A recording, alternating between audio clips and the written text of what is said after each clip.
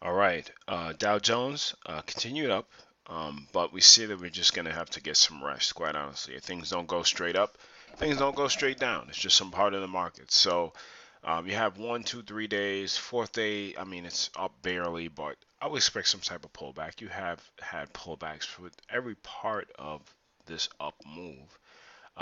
It's just a matter of not looking at this as quote unquote the top, but just a healthy pullback. So I think that, excuse the way I sound, I'm a little under the weather, but it's a little bit part of the games. And now the part of the discipline is that you can't just say, "Oh, balls to the wall, I'm bearish," because of a day.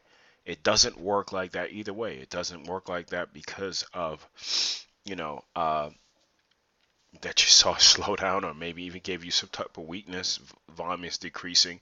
MACD is still bullish and the price action is still bullish. So if it gives you a little bit down and you buy the dip, I mean, it's way above the 10. I mean, I don't see why people are starting to call this stuff bearish. But hey, it is what it is. Some things you'll never figure out. But S&P 500 gave you, yeah, 3 days up, gave you a little candle of a little bit down today, not even 0.5%. But we'll see what happens and how this continues. But you can see it's still in an uptrend. So I'm just going to wait. I'm not looking to short anything, even though there's a couple names that do look weak that could be prime for the short. But you make sure that you're nimble as hell because things can turn on you quickly. The Russell gave you an engulfing pattern. So if you want to look at this, you could say you have a lower high. But I mean, it broke out above that. And quite honestly, it's not below the 10 yet. And I want to see it come down, pop up like we've always said before, and then go back down. The MACD is bearish, so we'll see what happens weekly. Uh, Still looks good, but if it gets above these highs of 11, 23, 26, we're back to the race to the upside. I'll just be patient, quite honestly. I'm not looking to step in front of the bus. The composite gave you an engulfing pattern, closed back below uh, this level right here. But again, still not bearish because the price action is not showing me bearish right now. It's showing you a pullback, and I gotta see the percentage and the power of the pullback to really start assessing what's going on. So you just kind of gotta look at it like that. Did the S&P 500, the composite, did the Russell? Yeah, engulfing. So let's look at a couple names. Google. I was actually looking at this, and this is the reason why I like to wait for the candles to stop. At one point, this was actually at the point that I did my lunchtime scan, this was all green. It was actually an engulfing pattern up, breaking above support. And I said, oh, we got to wait. And the lunchtime scans are to see what will follow through. It's not to say go, it's to say watch it. And now it's, if it breaks above, if it gets above this high of 1048.74 and closes above this shooting star is now negated. But we know that it's been trading pretty much sideways for a long time, and we've talked about that. Another thing that looks weak is Apple. Apple closed below the 10 bearish MACD.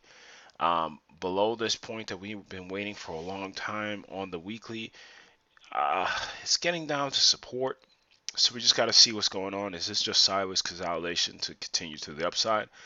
I don't know. So we just have to wait and see how this price action works out. And these are the times when you can get chopped up if you are day trading, because not a lot is going on trading sideways. You want this if you're day trading. Okay. You got to look at the big picture, folks. So let's see if we can get above these levels, which is the 1028, the 528, 530 level. And then we could go and test this previous high. But until then, we'll just wait. Um, Prudential, Prudential. Again, another one that I was looking at, and again, you gotta wait till the candles close. Don't be premature. And this was all green, and I was waiting for it to close, and it didn't close strong. So at the end of the day, I'm just waiting to see how far this pullback is going to be and how deep. Some things that look weak. Facebook looks weak. It's below the 50, below the 10, bearish MACD, increasing volume to the downside. This looks weak. But you got to look and say, okay, The last hurrah to me is this level of the IPO high. And the IPO high is 45. So right now it is at 45.80. There is a lot of air.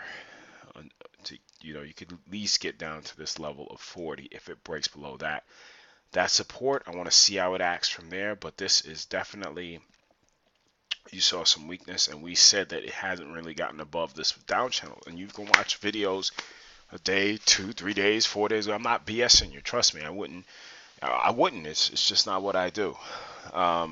You got Tesla looking weak as well. I mean, uh, you, it got below this pivot point, which we've been talking about. To say, listen, is it going to hold? And it didn't hold. Take this 200 off. If you take this 200 off, this is not a net. So you take the 200 off. What would you say about the stock? Would you say you think it's going to go up or go down? It will go down. You say, listen, if I took this 200 off, what would I think? And at the end of the day, these things aren't invisible hands of God to catch the falling price action and bounce it up like volleyball. It doesn't work like that.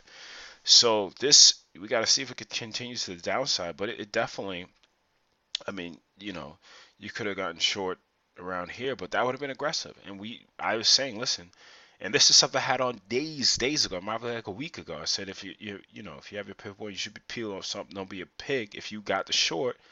And now it's rolling back over, increasing volume. You might see it continue more. I mean, again, we have to see how it reacts off of this quote unquote 200. Well, off of this major moving average, but don't get your hopes up too high.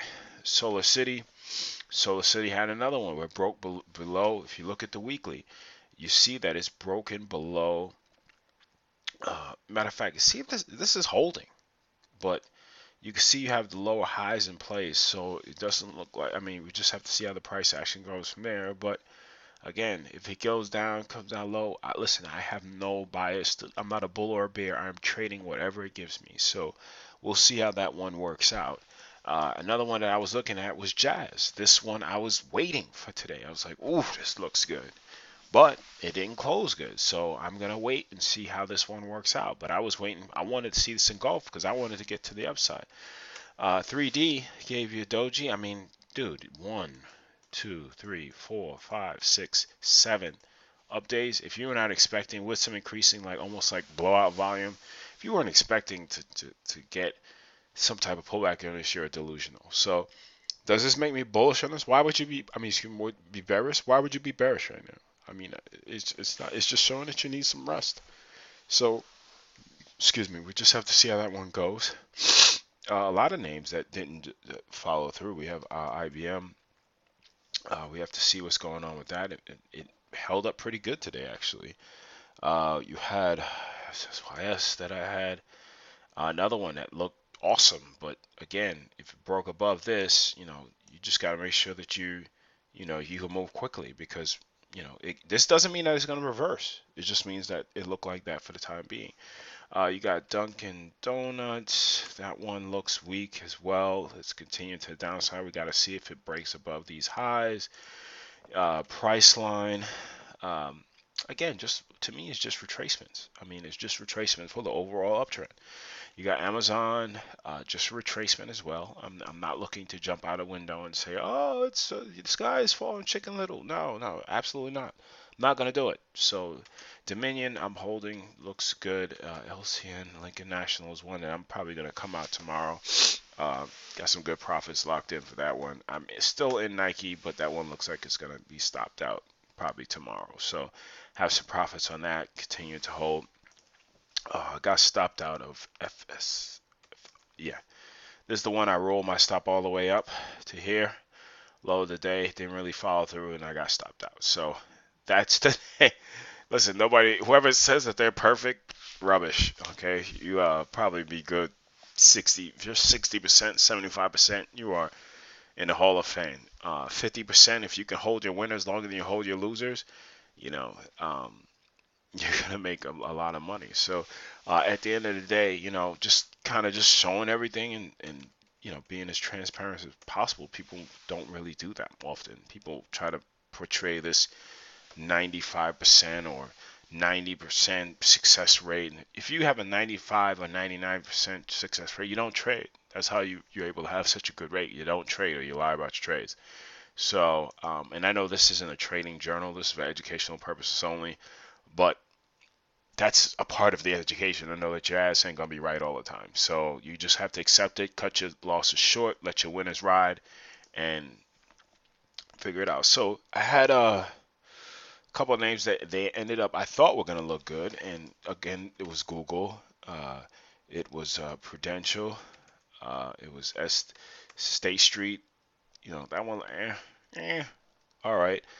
Banks, those I get to me just gonna give a little bit of retracement so you can get back in. Wells Fargo, that doesn't look completely bearish. Goldman Sachs, that doesn't look insanely bearish. Wells Fargo, I think I did that one already. You got MasterCard, that still looks okay. Visa, that one needs to break out. I mean, it definitely needs to break out above here to me. And we'll just take it from there. So trade them well. Remember, retracements are a part of the trend. Retracements, nothing goes straight up or straight down. And these are the lessons that you have to sometimes say, you know what? Let me let the price action wait. If I got to wait a day or two to get my setup, so be it. Because you can't be I mean, you could be impatient. You know, there's some people that more of an intraday style, which is fine, but you still have to wait for your setups and say, you know what, that's what watch lists are for. Watch lists are to build up, so when you see it, you say, this is the pattern I've been waiting for. And sometimes, yeah, it still might be wrong, but you waited and you were patient, and this thing is called trading. It's not called money harvesting for a reason. So take it like that and trade them well, and I'll try to see if I could get something out in the morning or something like that. So take care and keep working hard.